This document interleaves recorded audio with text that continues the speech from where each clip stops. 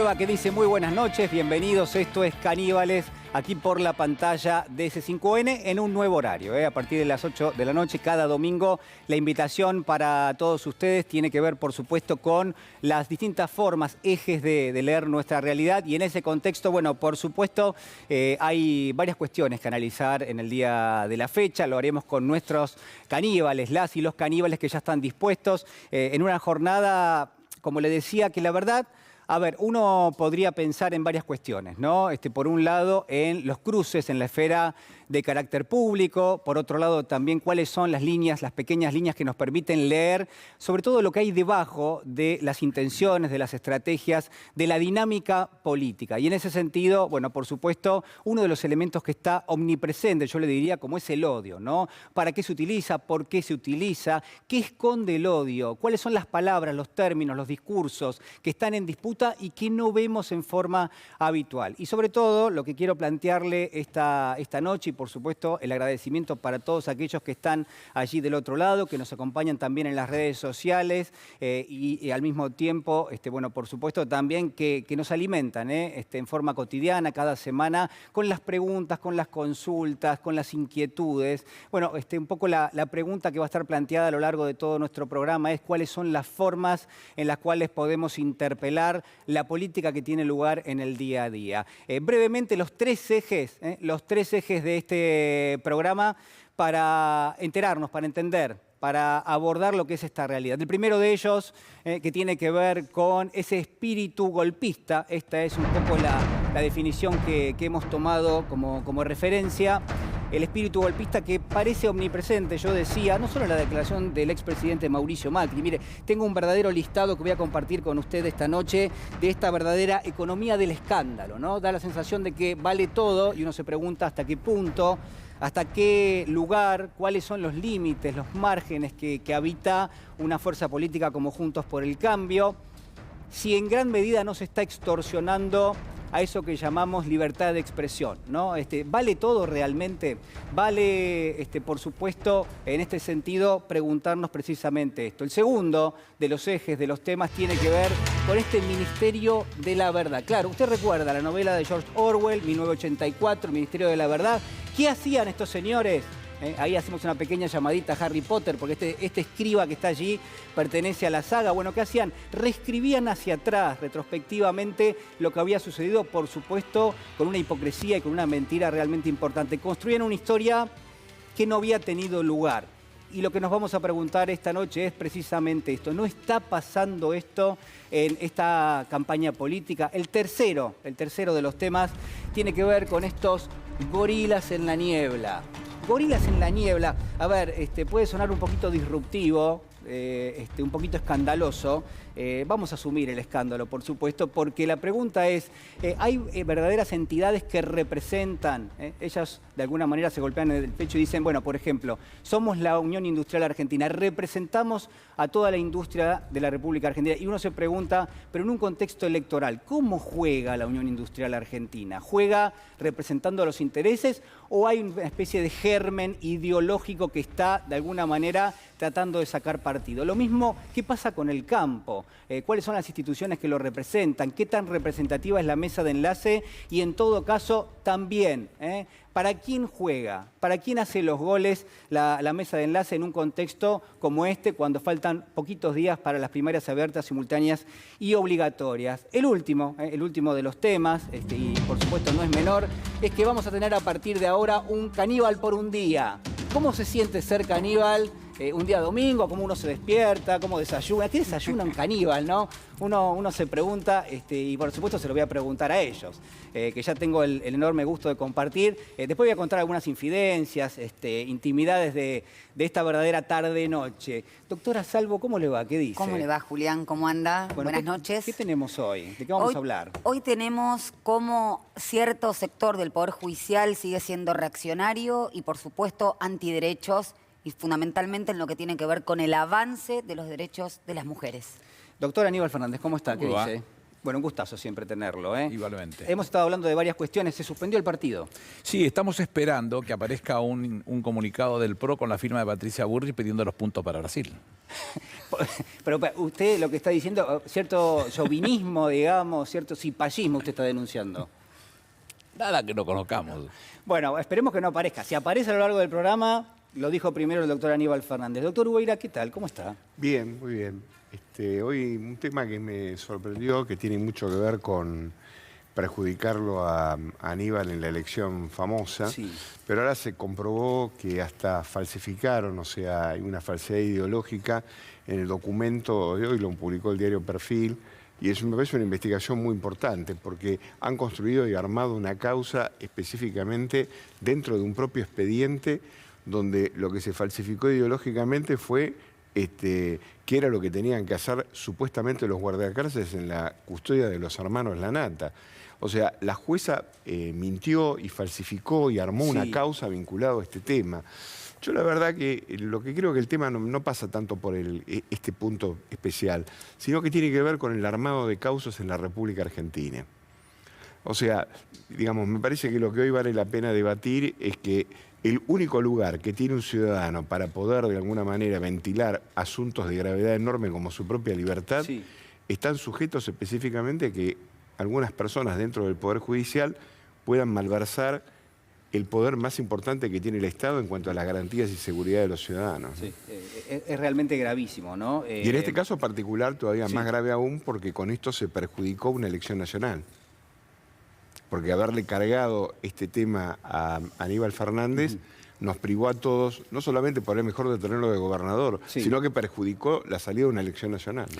Yo no soy muy cuidadoso cada vez que hablo de estas cosas porque es inevitable que uno tenga que hablar o contar las cosas como son. Mis amigos me decían, tenés que salir a contarlo. ¿A quién? Si Clarín, Nación están jugando en esta cosa.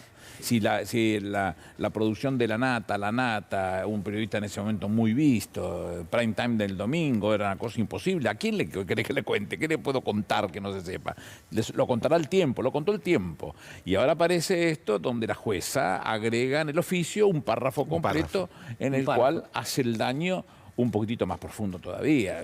Tipos que estaban detenidos por la provincia de Buenos Aires. Yo qué tengo que ver si yo perdí la elección. Si lo hubiese ganado, lo hubiese gobernado y tenía como asesoramiento en el área específica de servicio penitenciario a Martín Vázquez Acuña y a el fiscal... Ya se me Vamos a volver. Se me escapó ya cuando volvamos se lo cuento. Sí, era solamente una presentación, pero tiene tal contundencia, tal gravedad institucional, lo que dice el doctor Ubeira, el doctor Aníbal Fernández. La verdad es que obviamente el espacio hay que dárselo y la tranquilidad para analizarlo también. Y ese es el compromiso que tenemos. No es como el compromiso del PRO, ¿no? Que es no mentir, ustedes se dieron cuenta. Ellos están prometiendo que no van a mentir. Y uno se pregunta, ¿qué grado de veracidad puede tener eso? Olvidaron también que tenían el Día Nacional de la Mentira, ¿recuerdan? El 15 de noviembre, que fue el día del debate, hicieron todo lo que nos dijeron que iban a hacer. Doctor Feletti, ¿cómo está? Buenas tardes. ¿Qué tal? Buenas noches a mis colegas de panel. Yo voy a mezclar Gorilas en la Niebla, que es el comportamiento de las cúpulas empresariales, con las propuestas del PRO, que ellas creo que no son mentiras, que es la Argentina del trabajo precario. Es la de Fernando Iglesias diciendo que los monotributistas reemplacen a los asalariados, Vidal diciendo que los jóvenes tienen que trabajar por medio sueldo, Tetaz diciendo que hay que ir a trabajar a los 14 años por 20.000 pesos. Digo, la Argentina del trabajo precario tiene que ver también con este juego político que está pasando en ciertos sectores del empresariado, y ahí el PRO... O ahí Cambiemos no miente, quieren la Argentina el trabajo precario. Bueno, después yo quiero preguntarles algo, porque es muy interesante, porque uno ahora puede, tirando determinados piolines, darse cuenta cuáles son las verdaderas propuestas de un espacio como Juntos o Juntos por el Cambio, por ejemplo, en materia socioeconómica. Pero en aquel momento, cuando el expresidente Mauricio Macri hacía campaña, prometía otras cosas, digamos. Todo prometió. Bueno, por eso digo, prometió todo y la verdad que no cumplió. Bueno, no sé, se lo voy a preguntar a ustedes. Nada. Después le echó la culpa a Cristina, comenzando ¿no? por el impuesto a la ganancia, cuando él dice que los trabajadores no tienen que pagar el impuesto a la ganancia. Bueno, nunca tantos trabajadores pagaron impuesto cuarta categoría como pagaron con él. Bueno, pero ahora la promesa, ¿vale o no vale? Bueno, después me lo responden. Señor director, arrancamos con el programa.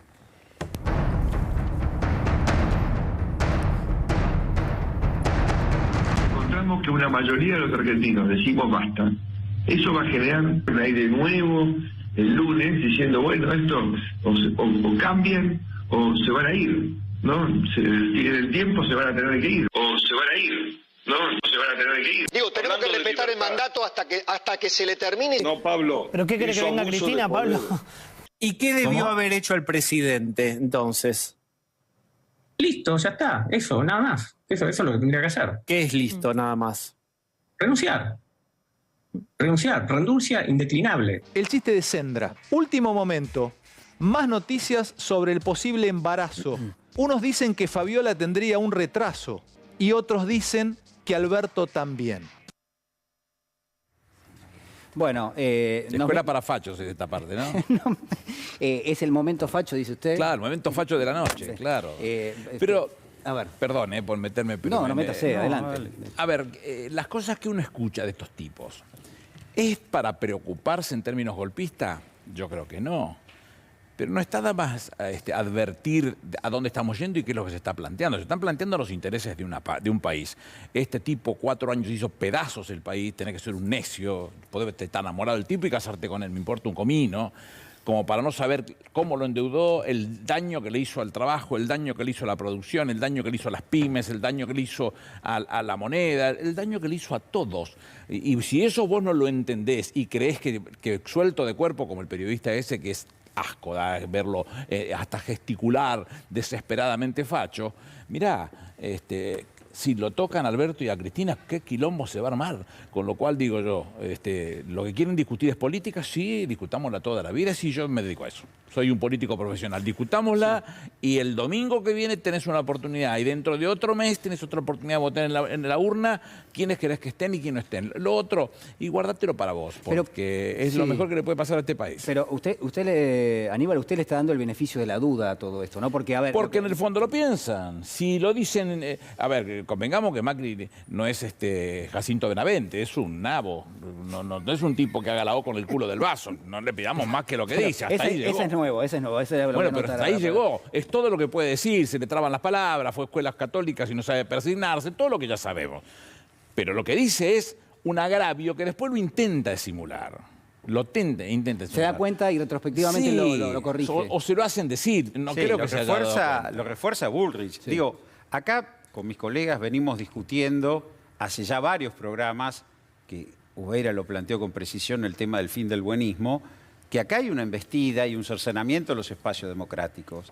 Y también discutíamos, a ver, el plan de Martínez de Oz sin terrorismo de Estado no se puede aplicar. Precarizar laboralmente no se puede aplicar en un marco de discusión democrática. Acá hay un proceso en el cual, y lo ejerció Macri, porque no nos olvidemos cómo ejerció Macri el gobierno, rompiendo al límite las cuestiones institucionales, con el armado de causas, encarcelamiento de dueños de medios, persecuciones contra dirigentes políticos. Digo, entonces, uno no puede menos que creer lo que están diciendo, porque se tienen que ir y nosotros estamos listos para gobernar y rompamos la propaganda y los carteles de la oposición y planteemos la casta política, deslegitimemos la casta. Y es un país de... digamos, deslegitimemos a los que votan en otro spot de campaña, es la máxima golpista, porque cuando se deslegitima a los que votan, se deslegitima a los elegidos. Y eso fue el argumento de la proscripción. Lo que hizo Randazzo en su spot es el argumento de la proscripción del peronismo. Pero antes se golpeaban las puertas de los cuarteles.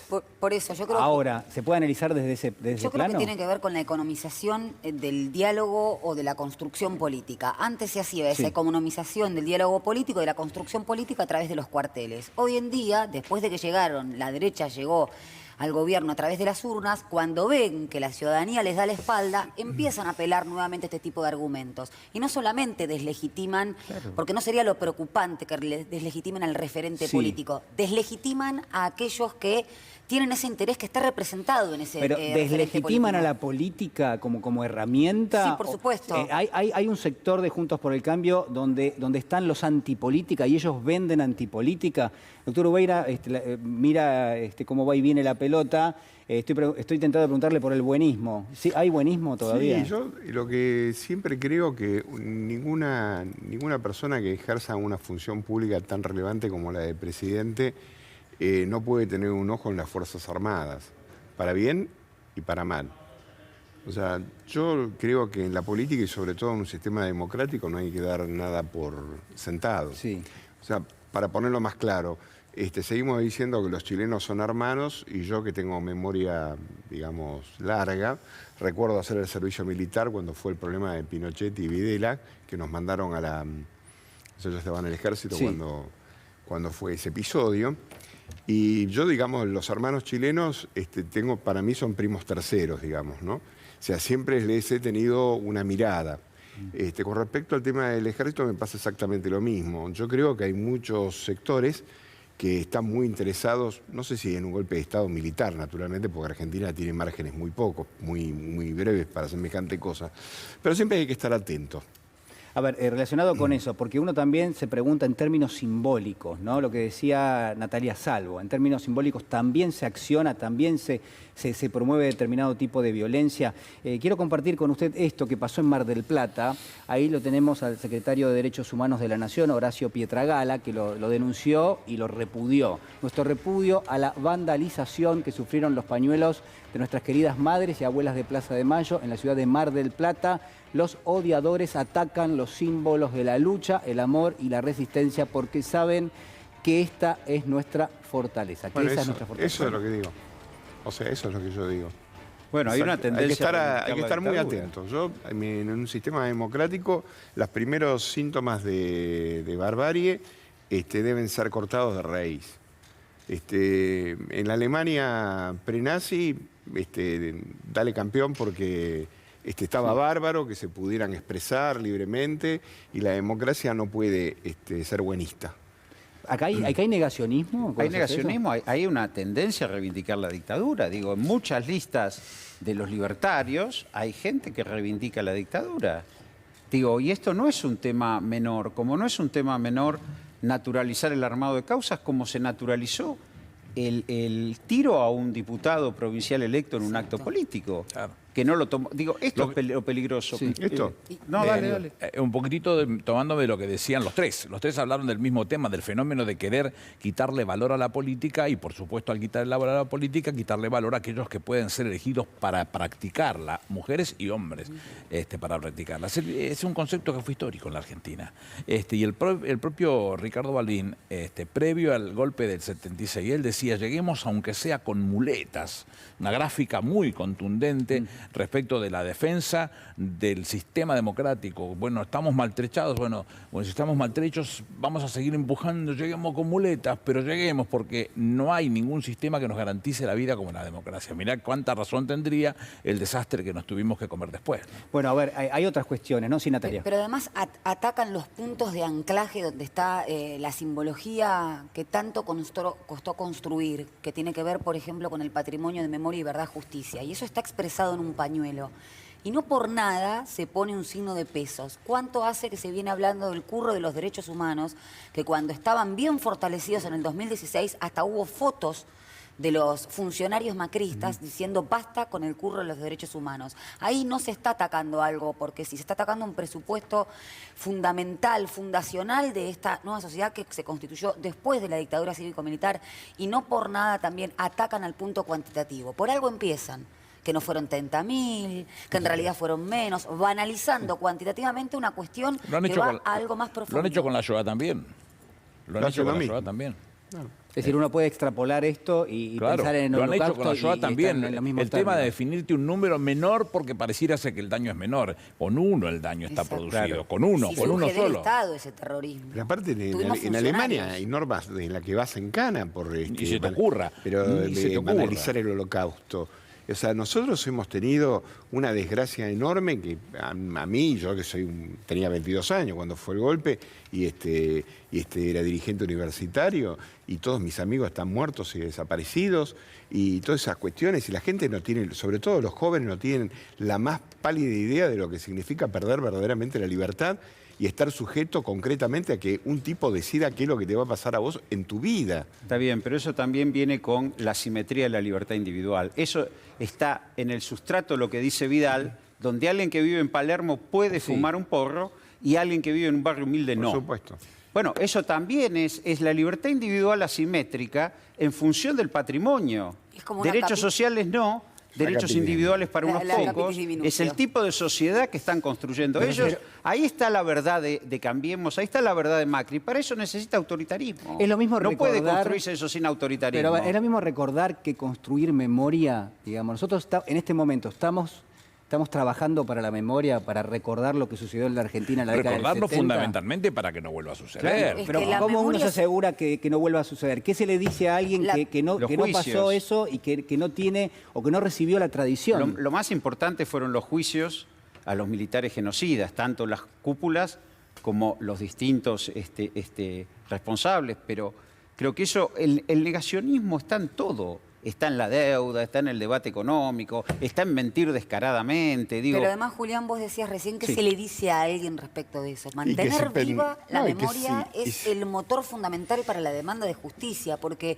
el mito del eterno retorno tiene que ver con que obviamente esos sucesos o lo que motorizaron esos sucesos nefastos vuelve a la historia a través de otros fenómenos, que puede ser un fenómeno económico, la precarización de la ciudadanía, la precarización del salario, la sindicación de un enemigo interno. Mauricio Macri hablaba, siempre lo repetimos, de la mafia o de los abogados laboralistas o del sindicalismo.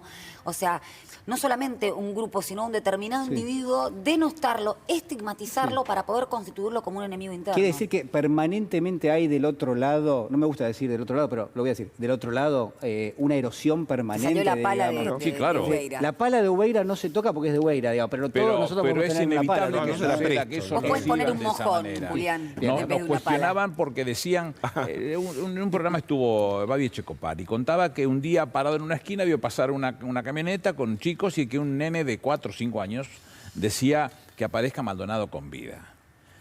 Entonces a él lo espantaba y la señora Legrand, que no se pierde ni una de esos temas, dijo, así empezó el nazismo. No, señora, empezó exactamente al revés. Que ese chiquito de 4 o 5 años haya tenido un padre, una madre, que le hayan enseñado que hubo un joven que no tenía nada que ver con ellos, que fue a trabajar con los aborígenes, con los que vienen trabajando, reclamando lo que les perteneció a sus comunidades toda la vida, que todo eso sucedió para que terminaran con la vida de este joven que no tenía nada que ver, solamente fue a colaborar.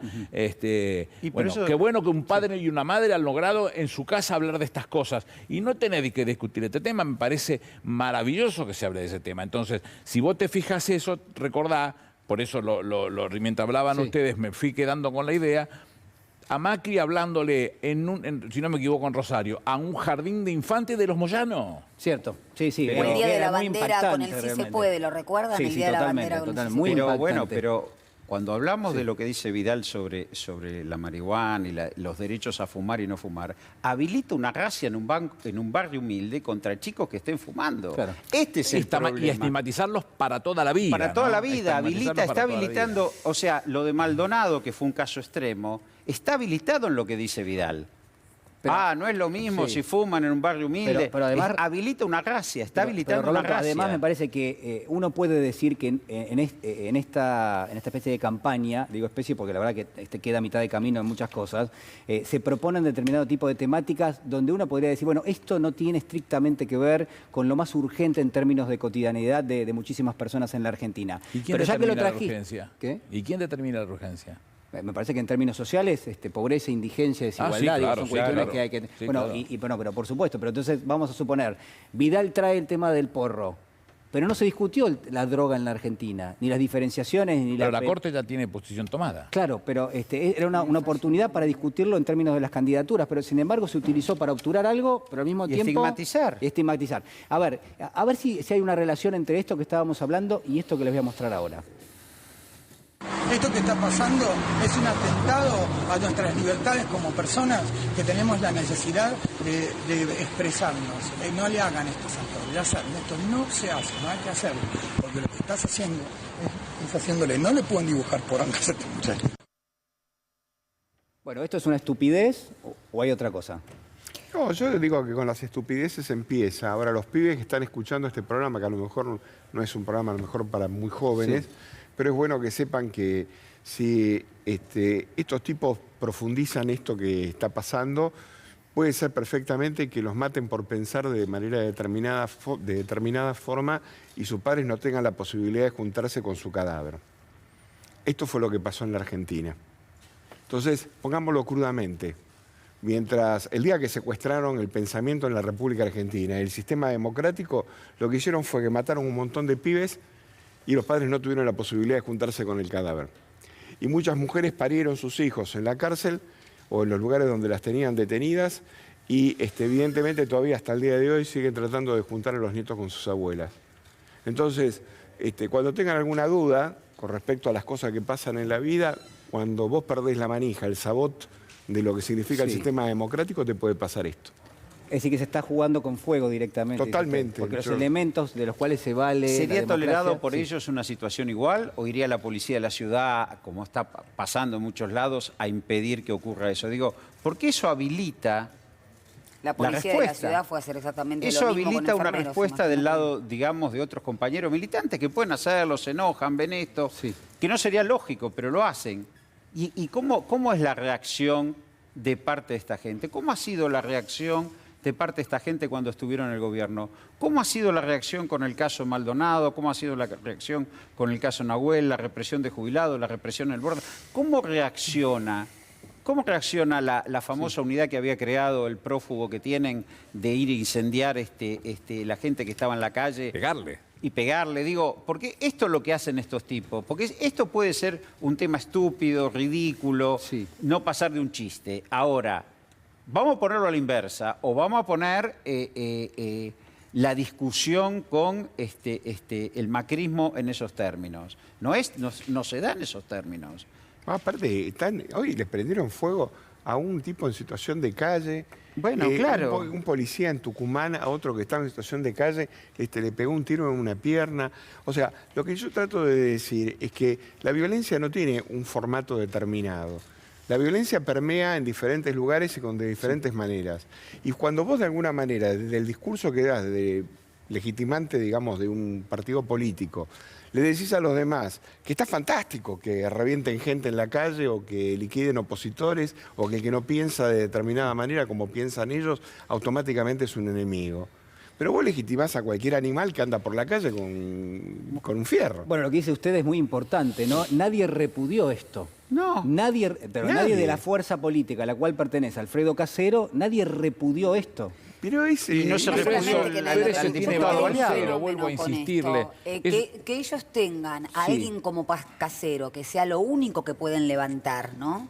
Y que haya un vacío respecto de ideas, no quiere decir que atrás no exista esta vocación o destituyente o vocación de disciplinar a todo aquel o a toda aquella que lo que hace es o quejarse por la exclusión o manifestar un modo de pensar distinto, porque siempre vuelven a lo mismo. Cuando hay alguien que expresa una forma de ver distinta, bueno, ahí hay un desgobierno, hay que volver al orden, hay que volver a un determinado cauce y, por supuesto, en esas sintonías que se leen en clave o la reforma previsional, la represión y todo ese tipo de represiones que si no, no se entienden, ¿no? Porque era gente quejándose por una determinada modificación legislativa. Pero en esas necesidades de establecer cosas novedosas que ya estuvieron siempre o que intentamos que estuvieran siempre, aparecen aquellas cosas que dieron su fruto. Ejemplo, las mujeres que no lograron tener los aportes lo suficientemente concretados como para poder aspirar a una jubilación. La moratoria. Entonces todo el mundo la entiende muy mal, porque cuando aparecieron estos tipos en el gobierno, lo primero que hicieron fue borrarla de un plumazo. ¿Por qué? Y porque ¿cómo va a cobrar una jubilación alguien que no tiene los aportes hechos? Bueno, esa es la situación en la cual lo vamos a encontrar con muchos temas de esta característica, porque van a seguir apareciendo y porque se hace imperioso que nosotros sigamos insistiendo en aquellos.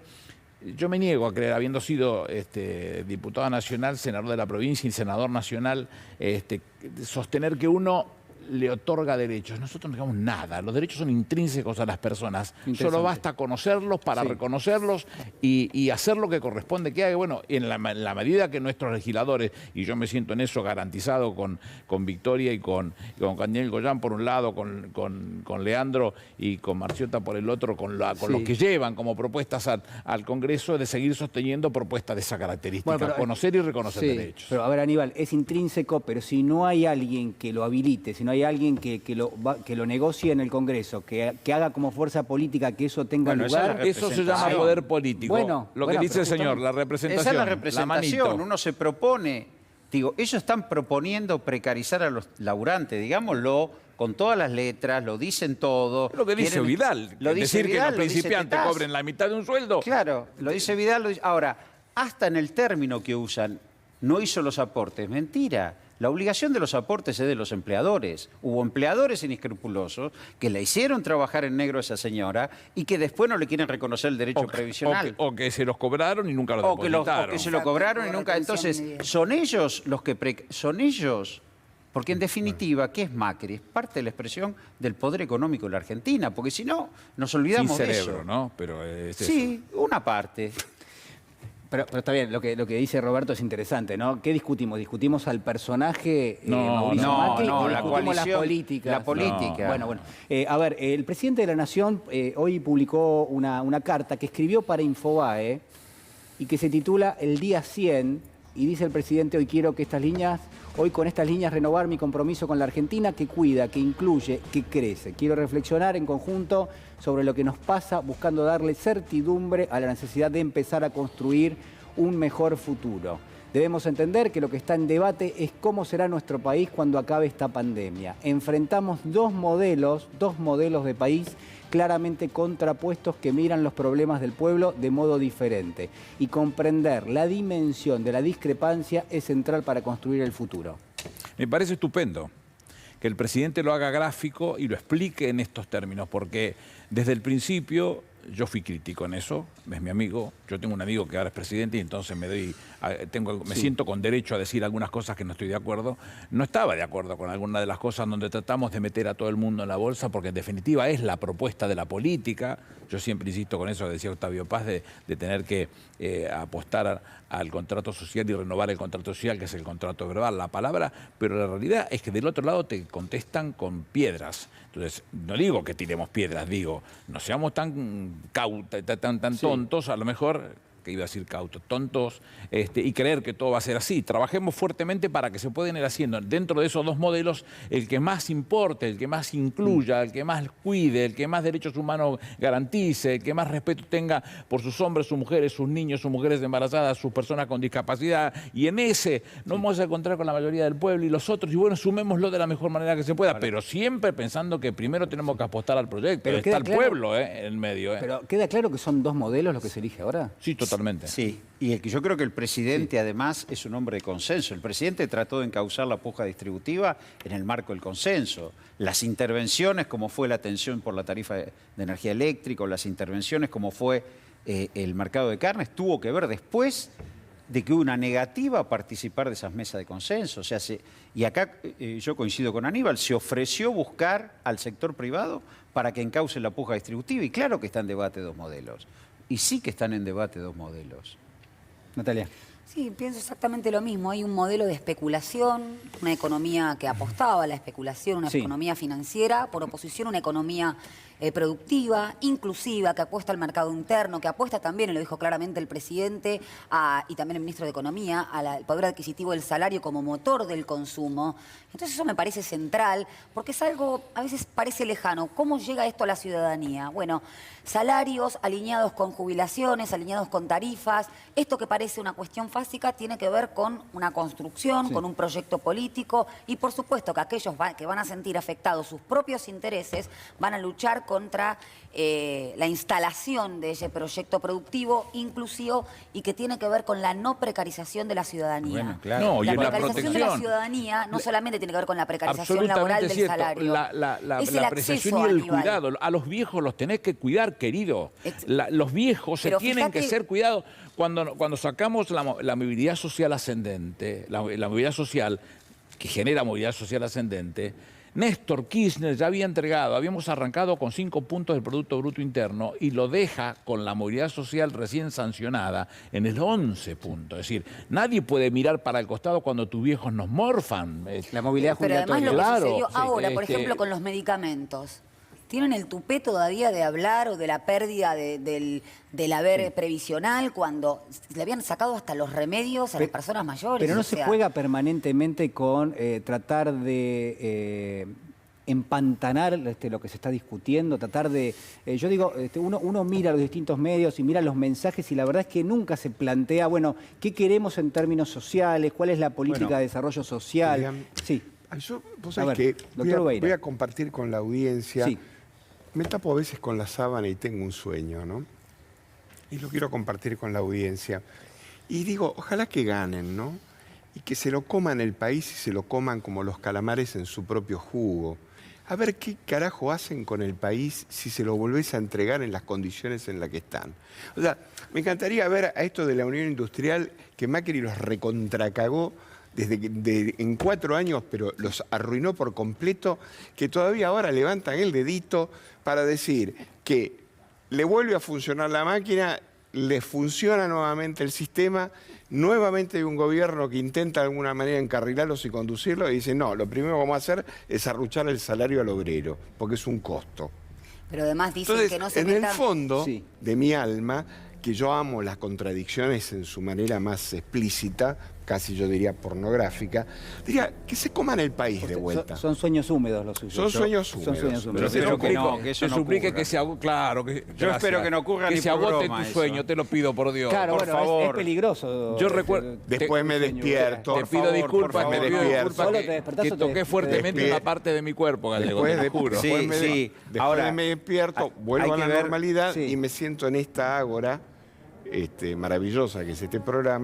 a tratar de empujar de alguna manera una solución factible y productiva para Porque de la discusión que decía recién Roberto con el tema de la UIA, yo tengo una excelente relación con Daniel Funes de Rioja, siempre la tuve.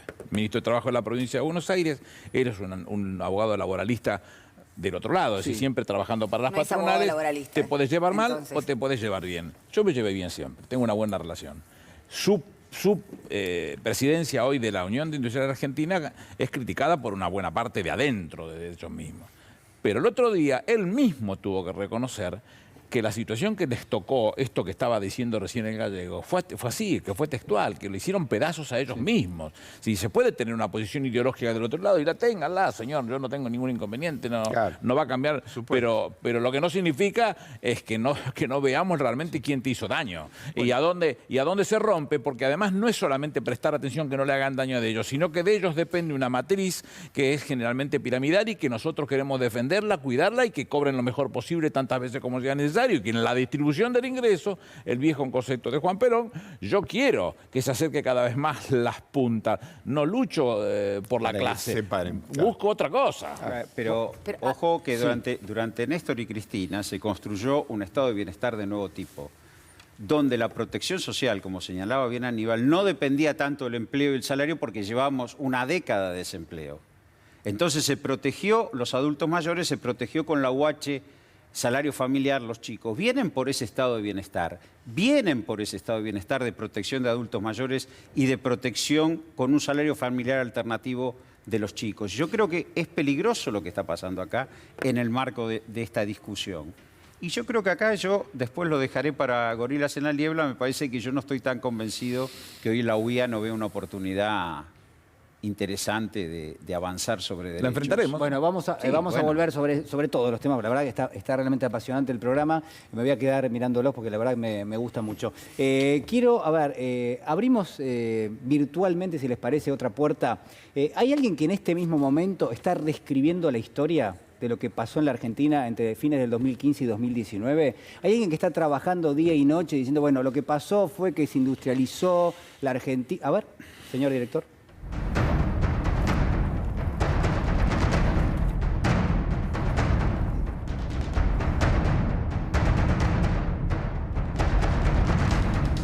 Bueno, vamos a ver, señor director, el Tetaz ilustrado. Nuestro pequeño diccionario de Martín Tetaz, con todos los pero que se olvidó. Tenía otras remeras, pero no las pudo mostrar. Bueno, pero deuda 100 años. Pero la fuga de capitales. Sí, menos reacción que un Citroën 62. Todos temas menores. Pero la inflación está en tu mente. Esto es verdad, ¿no? Digo, sí, porque claro. parece que esto no pasó. El daño, a mí me tocó dos cosas que me vinieron a ver profesionalmente, Sí. dos fuertes. Una, lo suba y la otra... Bueno, ahí tenés, Aníbal, uno el lo tuyo. suba y el A otro ver el si tema hay una camiseta para el doctor del Aníbal blanqueo Fernández. y el otro el tema del blanqueo. Sí. Y yo los del blanqueo que me consultaron, lo que le decía, y si mira, yo estoy en desacuerdo con eso. Yo fui enviado por Cristina a París, al edificio de la OCDE, a representar a este país y a contar el primer plan de esterilización de capitales. Lo fui yo a contar. Hablamos después de Turquía, a Turquía no le fue bien, los maltrataron, a nosotros nos aceptaban porque nosotros garantizábamos que ante una duda habría un reporte de operación sospechosa que se investigaba. Le contamos todo lo que teníamos para decir. Y después te encontrás con cosas como esta, en donde aparecen cosas raras, cosas extrañas, los créditos y el formato que te lo hace, y te dicen que es el mejor invento que pudieron haber hecho. Yo le decía a unos, si vas a atacar el tema del blanqueo, y más sí, que yo estoy en desacuerdo, pero esa es una ley de la nación, utilizalo, y lo subas, ni se te ocurra. Pero a ver, Aníbal... ni se te ocurra, Ferno, fíjate el daño que hicieron. Pero te propongo esto, porque sería, yo no digo que sería un error, pero sería darles el gusto, empezar a discutir uno por uno todos estos temas, porque claramente digo es lo que tendríamos que estar haciendo. Ahora, la pregunta que yo les hago es, que alguien que es representante de un espacio político que gobernó durante 4 años y que tiene que dar explicaciones, porque si quiere volver al poder, tiene que mostrar y tiene que discutir lo que hizo. Que alguien en ese punto diga, señores, ustedes no pueden remitirse en términos de discusión a lo que pasó en la Argentina entre fines del 2015 y 2019. ¿No es cinismo directamente? Digamos, ¿por qué no podemos discutir lo que pasó en la Argentina? ¿Por qué es pero Macri eso? Porque es cortar, lo hablamos en este programa, obturar el debate. Parte del cinismo es decir, se termina el debate, acá no hay verdad posible y lo único que vale es lo que yo digo, y vos te descalifico. Cuando hay una política de descalificar al otro interlocutor, es porque no se quiere debatir y porque además no hay fundamento en lo que dice. Todos esos temas que están ahí no son temas menores para la Argentina. Haber destrozado el Ministerio de Salud, haber implantado el tema de los créditos UBA, los 44 muertos del Ara San Juan, endeudar al país a 100 años y vendérselo a su propio fondo de inversión, no son temas menores. No son temas menores. Eso es la banalización de la tragedia que vivió este país con Macri. Pero además, todas esas camisetas. Además, una cosa, o sea, lo habíamos dicho en varias oportunidades, ellos hablan apelando a un constante presente. El pasado no existe, está totalmente fulminado. Y cuando ellos son gobiernos, hablan de un futuro que nunca llega. El segundo semestre, ¿se acuerdan? Las inversiones, la lluvia de verde y demás. Y además hay una ruptura con la verdad muy importante, la inflación. O sea, no es una construcción de la imaginación. 2015 estaba en un determinado guarismo, 27,5, y 2019 era 50,50. Que la cuente como quiere, Tetaz, pero las cuestiones, o sea, ¿Pero no tienen una ¿por qué se ruptura con inhibe la la realidad? posibilidad del debate? Yo, Ubeira, no sabía si estaba llorando hace un rato. ¿Estaba llorando de risa o de desencanto? Porque es maravilloso todo esto. Sí. Vos sabés que las personas pueden perder, pues yo que he trabajado toda mi vida en el derecho penal, he vivido gente con situaciones traumáticas terribles, como el hecho de perder la libertad, la familia, los hijos. Que cuando te meten en cana la gente cree que le pasa algo, no, le pasa todo. Entonces, uno que ha visto todo esto y ha visto hombres que han perdido absolutamente todo, de donde vos no volvés es cuando perdés la vergüenza. Porque la vergüenza es el momento en que vos te quedás delante del espejo, dentro del baño, te mirás a la cara y decís, ¿puede ser que yo sostenga este tipo de cosas? Y que pueda yo decir determinado tipo de cosas y que pueda vender este producto que soy yo, y realmente todo lo que digo es una falacia, una mentira, que es descalificable solamente con leer los diarios o cotejar la realidad. Yo creo que esta gente lo que tiene es un problema, que han perdido la vergüenza, porque no hay dignidad en el discurso. Decir que una posición política puede ser más o menos opinable en la forma en que podemos llegar a acceder al poder, bueno, es una discusión. Pero estos son hechos ilevantables. Entonces, esta gente que yo los veo, que se ofrecen como candidatos, este muchacho Milei, que yo lo escucho y qué sé yo, digo, pero no tienen vergüenza en lo que dicen. Lo de Macri, O sea, cuando va y habla concretamente de que la mayor deuda externa la ha consolidado Alberto Fernández. Digo yo, pero este tipo, digamos, ¿tendrá padre, madre? Digo, la verdad, increíble. Ahora, con este esquema, habría que preguntarle a Martín Tetaz qué es lo que él nos deja debatir. Porque si yo descalifico todo esto. Hay que pedir permiso, entonces. Bueno, hay que pedirle permiso a Tetaz para que él nos diga, a ver, Martín, tráeme la agenda que podemos debatir y que podemos cuestionar. Y creamos una ficción democrática. Bueno, pero daba la sensación en es el una debate con barbaridad Carlos lo que ha Heller, hecho. estaba preparando el momento para mostrar la camiseta, Pero digamos. como soy un desobediente, yo quiero enfrentarlo por todos esos temas. Y creo que Carlos Heller, que le sobra paño para todo esto, le sobra paño, no le movió el amperímetro ni nada. Para nada, para nada. A ver, señor director, a ver si podemos ver lo que anda diciendo por allí la señorita Esmeralda Mitre. Estaría siendo un hecho. Estaría siendo un hecho. Estaría que compró siendo un parte hecho. del diario. Él y dos personas más. Una de esas personas que no querés siempre, nombrar. Que no puedo nombrar porque eso sí no me consta del todo, pero también es casi obvio. Diste muchas Pusieron pistas, 5 millones de dólares cada uno. Macri le quiso comprar el diario a mi padre. Esto es algo que nunca conté hace muchísimos años. Está atrás del diario hace muchísimo tiempo y le tiró 2 portafolios con millones de dólares. Hay que tirarle a Bartolomé Mitre 2 portafolios. Andá a tirarle 2 portafolios a un mafioso, no a Bartolomé. Claro, ¿Y cómo reaccionó tu papá? ¿Cómo fue? ¿Qué dijo tu papá? Lo saco cagando. Bueno, varias cuestiones, ¿no? ¿Cuál es el rol que ocupa hoy La Nación, el diario, el canal, doctor Beira? Nosotros sabemos ya, hemos hablado... De la batalla de Caseros para adelante, lo que quiera. Lo que quiera. No, más todavía, de Más Pavón. todavía. De Pavón. De Pavón también. Tiene razón. No olvidar. Sí. Claro. No, yo lo que creo, cuando veo, le he visto en varias entrevistas a la hija de Mitre hablar de este tema. Me parece que son 2 aspectos distintos. Una cosa es la cuestión accionaria o societaria que tiene, librada, digamos, dentro del grupo y la forma en que de alguna manera ellos se fueron, sobre todo los ayer, se quedaron con los activos y la mayoría del diario, que me parece que eso es un tema de abogados y que tendrá que resolverlo. Y otra cosa completamente distinta, que lo que subyace en sus manifestaciones, que me parece que es lo central, es que Macri está dando vueltas dentro del diario específicamente para cooptar un diario para determinado tipo digamos, de protección mediática.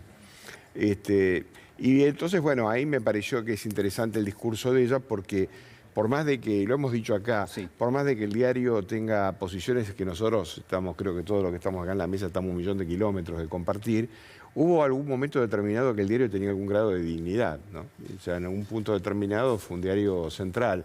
Yo me acuerdo los compañeros míos que optaban para entrar a la escuela de diplomacia, al servicio exterior. Sí.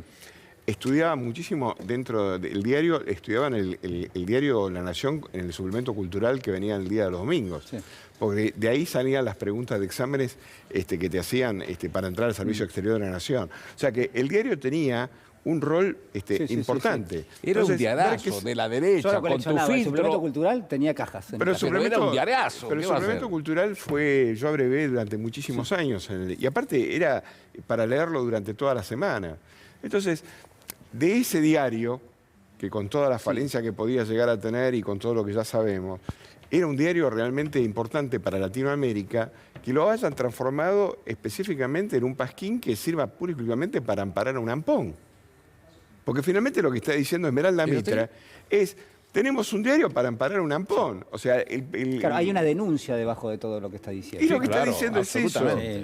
La Primera Nación sale el 4 de enero del 1870. Nació como un diario partidario, era un diario de Don Bartolo. Él tenía una posición bien asumida, los nacionalistas contra los mitristas, los crudos con los cocidos, toda esta discusión que él fue dando en la medida que iba asumiendo y se termina con esa visión del diario La Nación como faccioso, o formando parte de una facción, no lo digo peyorativamente, cuando en junio del 1909 muere Emilio Mitre. Una cabeza distinta, un tipo hiperformado, que la familia seguramente apostaba que fuera presidente de la Nación y que no hubiese estado muy lejos de poder conquistarlo eso. A partir de ese momento se transforma en lo que ellos llaman la Tribuna de Doctrina, un diario que no me interpreta a mí desde lo ideológico, pero que no leerlo es un crimen. Claro. Atilio Cadorín, Germán Sopeña, a formarse una opinión. Octavio Paz, bueno, el propio Borges en su momento publicaba allí, ¿no? Dios, qué diario para verlo, para leerlo. Bueno, ponerle tu filtro en todo caso. Entonces, si tienes ese tipo de cosas, yo cuando veía recién lo del gorila, hay un parque nacional en la República del Congo que se llama Otsala. Dice, el lugar donde mayor cantidad de gorilas hay en el mundo. Bueno, es una sucursal de Otsala, pero digamos, como buen diario era un diariazo. Sí, igual convengamos que nunca tuvo un alto compromiso con las libertades y la democracia. O sea, uno puede analizar, hay una línea que lo recorre. Yo porque esta fractura oligárquica es cierto que uno puede verlo de Esmeralda Mitre y es cierto que se degrada el diario con Macri respecto de lo que podría ser Aníbal Escribano, no hay ninguna duda que eso pasa. Ahora, también Esmeralda Mitre, bueno, ahora sale más públicamente, dice que como Vidal se compra un departamento de $500.000 en mi barrio.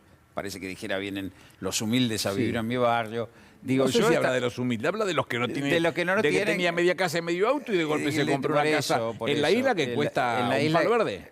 Sí, yo lo que digo es, hoy lo explica mucho en una nota de Horacio Berbisky en El Cohete, pero digo, yo lo que creo que también acá se está dando una forma de transformar La Nación Más en una suerte de radio propaladora de las barbaridades de Macri, y eso es lo que se está poniendo en tela de juicio. Ahora, no deja de ser, tampoco no vamos a tener la reivindicación en cuanto a lo que fue La Nación y su vínculo con los sectores más reaccionarios y más oscuros de la Argentina, bueno, esa es la más allá de que yo la leía. ¿no? Nadie puede Es más, yo escribía eso. en La Nación, me invitaban en una época que tenían un barniz democrático, me invitaban a escribir notas de economía una vez por mes. A mí me han publicado muchas notas muchas cartas. Pero yo no... creo que independientemente de eso, Macri no iba a comprar ningún diario que esté a favor de lo que él consideraba el kirchnerismo, además. También no es que su pretensión de cooptar un medio es cualquier medio.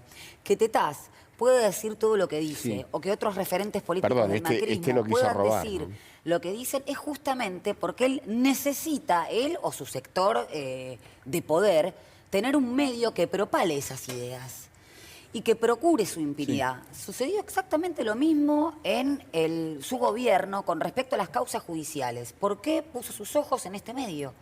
Porque no solamente necesitaba denostar la imagen de Cristina Fernández de Kirchner, sino que necesitaba construir un determinado sentido común y ahora, que no es más gobierno, procurar impunidad y procurar que también que este tipo de gente como Tetaz o Bullrich o demás puedan decir cualquier cosa sin ningún tipo de consecuencia social, porque hay una construcción de sentido, por supuesto, destinado a un determinado sector de la sociedad, ¿no? Que antes tenía cierta dignidad o cierta trayectoria académica y hoy en día no lo tiene. Y eso también es un rasgo de época. La derecha se va diluyendo, se va vaciando de ideas y está pasando a ser simplemente un espectáculo. Doctor Ubeira. Eso, La Nación la quiso comprar, lo quiso robar. O sea, son dos métodos. O lo quiso hacer desaparecer. Ese es el formato en el cual se manejan los zampones. Bueno, ya vamos a volver sobre este tema también, porque obviamente hay una relación entre varias de estas cuestiones que están dando vuelta entre todos nosotros. Abrimos imaginariamente nuestras charlas de Quincho y además con una sorpresa.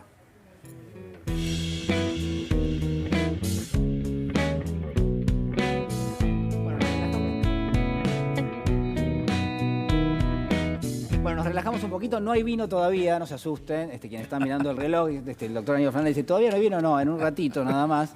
Tenemos... ¿Qué sucede? Mi plata no vale. No, claro, mi plata no vale, todos extrañamos la copa. A pico seco. No, en un ratito lo vamos a tener, va a haber brindis, por supuesto que sí. Vamos a tener desde hoy una pequeña galería de arte, ¿no? Y hoy nos ha visitado el gran pintor Daniel Santoro el bueno. El bueno. Sí, Santoro el bueno, que nos sigue en forma cotidiana, que nos manda mensajes de cariño y que, bueno, por supuesto, nuestro pequeño homenaje, señor director, si usted puede ir mostrando allí alguna de las obras, creo yo muy icónicas, por supuesto, ¿no? Y todas plagadas de trabajo, qué cosa linda, ¿no? Sí, muy lindo. icónicas. Esto referencia a otra Argentina, ¿no? Por supuesto. Nos remite... Naturalmente. ¿Cuáles eran los valores? ¿De qué se hablaba en aquel momento? Santoro dice algo muy interesante, lo ha dicho en varias charlas, y que habla de la socialización del goce, el peronismo como la socialización del goce. Y no solamente que se concedían o se satisfacían necesidades, sino deseos, que es el estadio superior a la necesidad. Y a mí me parece muy interesante destacarlo. De hecho, él tiene una explicación muy linda respecto a los pies en la fuente del 17 de octubre y habla de una fuente bautismal, ¿no? Unos pies en la fuente que habla de exceso, que habla de goce, de sectores que estaban absolutamente postergados, del protagonismo de los trabajadores. La verdad que es como una unión, una articulación del arte y la política en su lectura. Pero hace dice, una sinergia hermosa. Les prometían todo y nunca le dieron nada. Yo le di todo y nunca les prometí nada. Bueno, hubo una explicación, Pedro Saborido estuvo diciendo exactamente lo mismo, pero con respecto al sexo, que tanto se habló de la manifestación de Tolosa Paz, ¿no? Que hay ciertas doctrinas que son simplemente explicaciones y hay otras que tienen que ver con la realización o la concreción. Bueno, haciendo un paralelismo de lo sexual y lo político. La justicia social estaba presente en todo. Yo que me crié en un hogar muy peronista, íbamos, no sé, al Hotel de la Obra Social a Mar del Plata y mi madre se encargaba de decirme, vos vas gracias a las obras que realizó Estábamos hablando de la década del 60. Yo era muy chico. Gracias a las obras que realizó el general Perón, o nos sentábamos a comer y vos estás disfrutando de la posibilidad de ir a un colegio secundario. Yo estudié en el Carlos Pellegrini, gracias a la igualdad social que generó. Es decir, era una cosa donde la justicia social, la igualdad de derechos, el trato humano estaba presente. Estaba personificado en la figura... Acá están degradando el ser humano. Estaba personificado en la figura de Perón, pero al mismo tiempo se entendía cuáles eran las políticas que estaban detrás. Los trabajadores, siempre los trabajadores.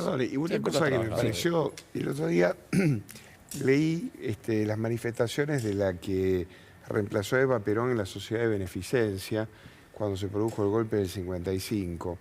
Y le sorprendió de que las chicas que estaban vinculadas ahí a la Sociedad de Beneficencia, que eran protegidas, cambiaban su ropa cada 6 meses. O sea que Eva Perón les había dado determinada dignidad y tenía un formato de ropa en la cual cada 6 meses mudaban ropa. Y que le parecía que era un horror, que cómo se iba a gastar en que las chicas comieran aves y pescado. Y lo más grave es que hizo tirar toda la cristalería que había sido comprada en Baviera, sencillamente porque de esas copas y de esos platos habían comido los negros. Y se hizo tirar en el río Mendoza. Sí. O sea que el odio, digamos, todo esto tiene que ver con el discurso del odio. O sea, el odio no nació hace 20 minutos. A ver, no hago hospitales. Ni con Cristina. No hago hospitales, Vidal. ¿Para qué vamos a hacer hospitales? Lo dijo. Los pobres no llegan a la universidad. Claro. Lo dijo. Eso es Vidal. Bueno, pero los pobres no pueden fumar libremente un porro. Sí, los de Palermo. Lo dicen. Pero no se interpelan esos mensajes, ¿no? No se vuelve sobre eso. Porque nadie los cuestiona. Para eso me compro un medio de televisión. Tampoco te creas que tiene una cabeza donde le fluyen las ideas. Forma parte de un focus group del día que tenía que ir al programa. Por eso el programa se extendió 2 horas. Claro, exactamente. Bueno, a ver, nos metemos ya en la charla de Quincho. Están revoltosos. Muy bueno, muy bueno. Muy bien, señor, muy bien. Señor Feletti, nos metemos con su Quincho, ¿le parece bien? ¿Cómo no? ¿Cómo no? Yo estaba viendo 2 cuestiones. La mesa de enlace en el tema agropecuario y el encuentro en la Unión Industrial. La mesa de enlace está coqueteando con armar un paro y movilizando las bases con la perspectiva del mercado de exportación de carnes o los límites a la exportación de carne. Tío, todo el mundo que mira la rentabilidad agropecuaria por el precio de los bienes internacionales, por el gran dinero que pusieron las potencias para que sus pueblos consuman pospandemia, se da cuenta que la rentabilidad agropecuaria es enorme. Pero uno puede extrapolar eso digamos, en términos generales, a lo que uno podría denominar que es una economía del monotributista, es decir... bueno, a eso íbamos. La economía, cuando Iglesias dice el mundo asalariado deja de ser el mundo asalariado y por suerte van a ser monotributistas porque va a haber emprendedores, es la economía del precario, es la economía del que hoy tiene trabajo y mañana no, es la economía de la pérdida de derechos. Y por el otro, completo lo de la mesa de enlace con la UIA durante, ya lo había anticipado Beira, durante el gobierno de Macri, y esto está en el sustrato de Molinos Cañuelas que presenta concurso. Sí. El mercado interno, pedían protección industrial, que nos están destruyendo. Muy bien, ahora tiene un gobierno donde la producción industrial desde diciembre del 19 aumentó un 30%, la capacidad instalada aumentó, el uso de la capacidad instalada un 14%, y lo que dicen es quiero rebaja salarial y quiero rebaja de impuestos. Quiero, rebaja salarial vía flexibilización laboral y quiero rebaja de impuestos. Cambian la agenda cuando hay un gobierno que es proteccionista y que está impulsando a través del IFE, el ATP, la inversión pública, políticas activas, el consumo interno que se está dando en los hechos. Ahora, yo creo que ahí hay un bloque empresarial muy alto que yo comparto con Aníbal. Ojalá podamos tener un acuerdo de clases que ha boicoteado las mesas de consenso y que hoy está planteando un país de trabajo precario. A ver si lo nombrabas vos, Roberto, a Fernando Iglesias. Bueno, a verlo. Confesión de parte.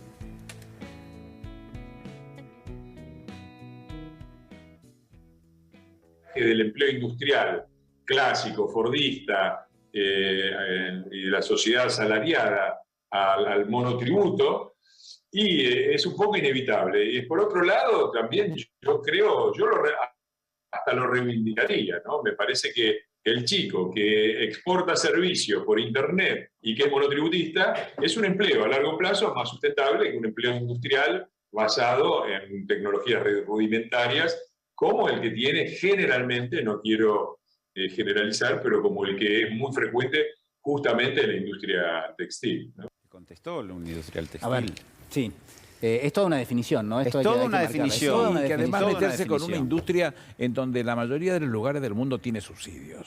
Brasil mismo, además, Minas Gerais y todos esos lugares con subsidios, pero decir que la industria textil, Caragosian se lo mostró eso, que no tiene en la Argentina, que no se ayornó, que no está hecho, tiene una visión fenomenal respecto de lo que se tiene que hacer. Claro, si uno no le protege y le da lugar para que puedan trabajar con nuestras propias propuestas y con trabajadores argentinos, seguramente pasa lo que le pasa a estos tipos, que el trabajador no les importa, es lo que dice Gauleche en Los Profetas del Óleo, lo miran al trabajador o a la trabajadora como un número. Tener industria. No tenés 20, no tenés 8, además saca 5. Es muy curioso es una decisión política. Cada vez se concentra más el capital y ese mismo capital lo que postula es más desprotección al trabajador.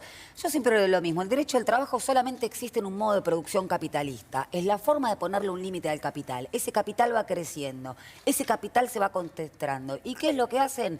Erigir una figura del emprendedor individual que no tiene ningún tipo de relación de dependencia. ¿Alguien puede decir que un trabajador de plataforma que tiene que pedir permiso hasta para ir al baño, que si tiene un accidente y no puede entregar la pizza, tiene un quilombo terrible?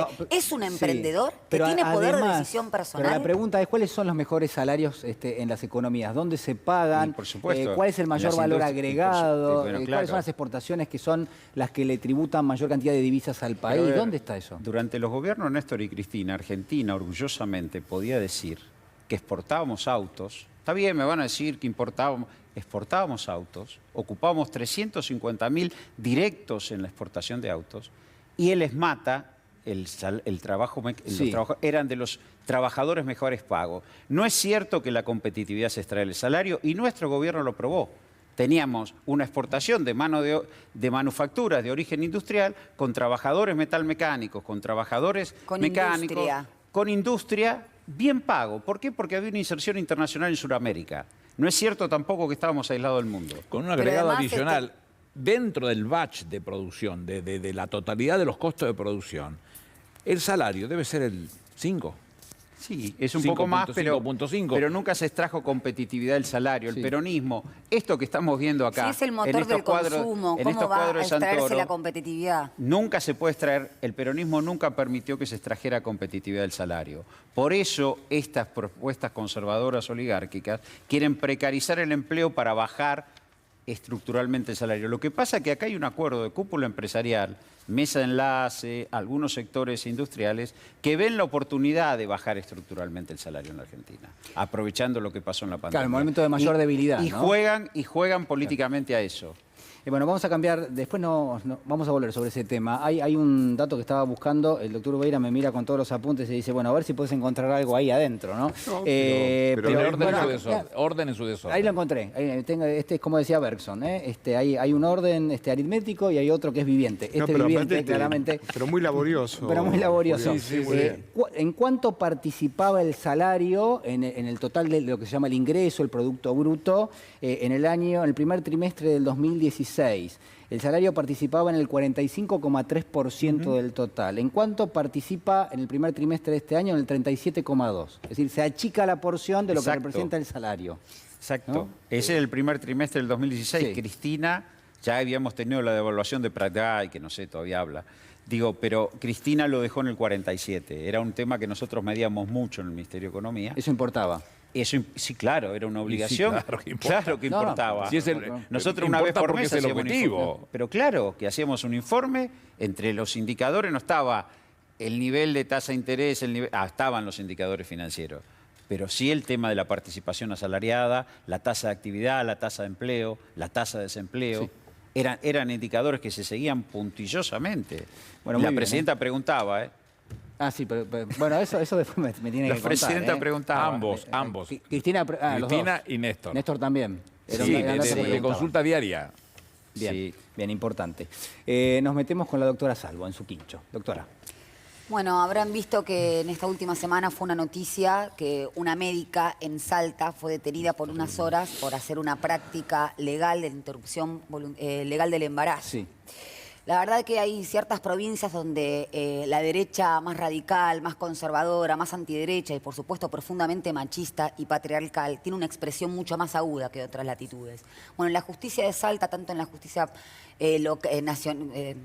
federal como provincial, hay una expresión de estas características. No solamente porque es una ley, es un consenso y la justicia lo que está haciendo es arrogándose la facultad de meterse en una ley que fue votada ampliamente, que fue una ley que fue el resultado también de una lucha muy importante del movimiento feminista. Tanto hablaban de las leyes como receptoras, ¿no? Como consagradoras, como que materializan las demandas sociales. Bueno, la ley de la interrupción legal del embarazo fue una de estas. El colectivo feminista hacía años que venía bregando por un tema que era tabú, verdaderamente tabú. Incluso muchos sectores de los que se consideran propios no pensaban de ese modo.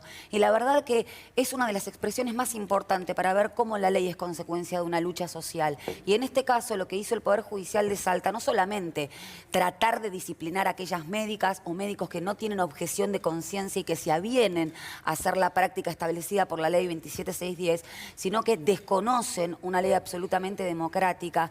Y hay otra cosa más. Hay una demanda en el Poder Judicial de Salta, cuya legitimación se le dio a senadores, diputados, es decir, cualquiera puede presentar un pedido de inconstitucionalidad contra esta ley y se le da legitimación activa. Esto también sucedió en un fallo de Mar del Plata, un juez que tenía colgado un crucifijo, que se arrogaba prácticamente la facultad mística. Me parece muy interesante separar no solamente las creencias religiosas del Estado, sino también respetar profundamente la ley y en esto respetar profundamente la voluntad de las mujeres, porque esto realmente es un logro femenino y hay en muchos aspectos en que esto se ve. Una cosita, cierro. En lo laboral también. Acuña dijo que las mujeres, o sea, el integrante del triunvirato de la CGT, no tenían vocación para participar sindicalmente. Por supuesto que no es que no la tienen, sino que se está rompiendo. Hay mujeres sindicalistas, como Vanessa Silei, que lo hace. Y me parece que la demanda feminista no tiene que ver solamente con la soberanía del cuerpo, sino que tiene que ver con la participación de la política de la mujer en organismos donde eran profundamente machistas. Los sindicatos, por ejemplo, y la política también. Si hay un movimiento que interpela, si hay un movimiento que creo que ha sido en gran medida disruptivo en términos de lo que le propone al capitalismo, yo creo que la extrema derecha un poco es una reacción también a eso, ha sido el movimiento feminista. ¿Por qué? Bueno, porque pone el eje y pone sobre todo la discusión en donde tiene que estar, que es hasta qué punto o en qué medida el propio capitalismo, bueno, no termina siendo usufructo permanente. El capitalismo es patriarcal, Julián, porque hace una definición de roles. La mujer a lo doméstico y los varones hablan de política. Nadie dijo que esto iba a ser fácil. No, pero a nosotros no nos los tienen que explicar, Hace Aníbal. 170 años decía Engels que el último esclavo a liberarse va a ser la mujer. Nadie dijo que va a ser fácil. Creo que la Pero gráfica... yo creo que las mujeres no necesitan más planning de lucha. Permitime, por favor. La gráfica es bien contundente con la definición de que es necesario tener información para poder elegir, anticonceptivo para no abortar, aborto legal y gratuito para no morir. Hay una definición que se ha instalado y no vuelve más para atrás. Pero nadie dijo que iba a ser fácil. Claro. No solo la ley, sino además... Claro, hay que pelearlo. Si hay alguien que sabe que no va a ser fácil, somos las mujeres, que sabemos que nada es fácil. Todos los días. Hay que pelearlo todos los días. Es una lucha permanente. Doctor Ubeira. Sí, para cerrar, con respecto a lo que decía Natalia, los negros obtuvieron en los Estados Unidos la posibilidad de ser liberados en 1860. Hasta 1960, 100 años después, obtuvieron los derechos civiles. Pero recién empezaron a tener derechos a partir de que la Corte Suprema de los Estados Unidos empezó a obligar en una sucesión de fallos a que se aplicaran los derechos civiles en determinados estados donde los jueces y los gobernadores eran absolutamente... Hacían lo que querían. Hacían lo que se les daba la gana. ¿No? Esto, digamos, tiene que ver con lo que decía Natalia con respecto a la resiliencia que hay en determinados lugares, que aún a pesar de la ley, el tema es que no se la aplica. Hay que seguir Así peleando. que eso es una lucha larga. Es comparable. Con respecto a mi quincho, yo quiero llamar la atención sobre un tema que siempre me ha preocupado, que es que lo he planteado muchas veces aquí, que es el tema de Bolivia y el tema de las armas que, digamos, que se llevaron a Bolivia. Me parece que empieza a tomar color el asunto en cuanto a desbaratar el cuento que había armado Macri, Bullrich, el ministro de Relaciones Exteriores y Aguad, porque acaba de declarar, hay un informe muy importante de Martín Hidalgo, que es el gendarme que viajó con el Grupo Alacrán, el jefe de gendarmes que viajó con el Grupo Alacrán a Bolivia. Y lo primero que desbarató fue que los 70.000 cartuchos que estaban ahí adentro no tenían ni idea que estaban. En segundo lugar, lo que dijo en el informe es que bajó en Bolivia y que no hizo aduana, de que lo estaban esperando. No pasó por la aduana. La aduana, estaban esperándolo el grupo operativo que tenían los bolivianos allá, que tiene un nombre de los diablos, no sé cuánto. Y en tercer lugar, es que jamás practicaron con esos cartuchos. O sea que jamás hubo prácticas, ni escopetas, ni cosas que se le parezca, porque no lo necesitan, porque trabajan de eso. O sea que, digamos, las prácticas son las normales y las habituales. Con lo cual, queda perfectamente establecido, por lo menos en este primer testimonio, que no es de cualquiera, sino que es el comandante que estaba a cargo de ese grupo específico, sino que empieza a caerse que las armas dirigidas a Bolivia no tenían otro propósito que no proteger la embajada argentina, sino darle recursos a los golpistas. Si esto de Hidalgo se profundiza, esto ha sido el sumario de Gendarmería. Ahora, cuando esto pase al ámbito judicial, porque parece que ninguno de los dos jueces se quiere hacer cargo del penal económico, pero bueno, cuando llegue a la sede judicial, este testimonio me parece que lo que apunta fundamentalmente es desbaratar de que ellos no hicieron otra cosa que lo que le estaba mandado.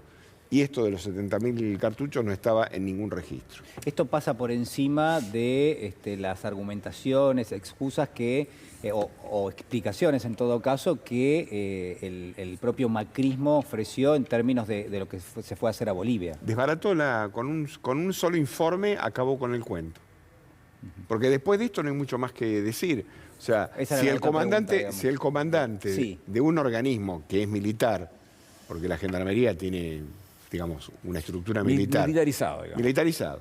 Y si el jefe de esa unidad te dice, yo fui a la embajada para hacer lo que hice, y lo que había dentro del avión, a mí no me consta, porque yo no utilicé ni llevé 70.000 cartuchos ni nada que se le parezca. No hubo aduana. Y lo que nos estaban esperando eran los diablos no sé cuánto, que es el organismo que tienen, o sea, de seguridad que tienen allá en Bolivia. Y no había absolutamente nada. Me parece que se acaba la risa. Bien, toda una definición. A ver, señor director, tenemos que hacer una pequeña pausa y en instantes nuestro caníbal por un día, un invitado especial después de la pausa con todos nosotros.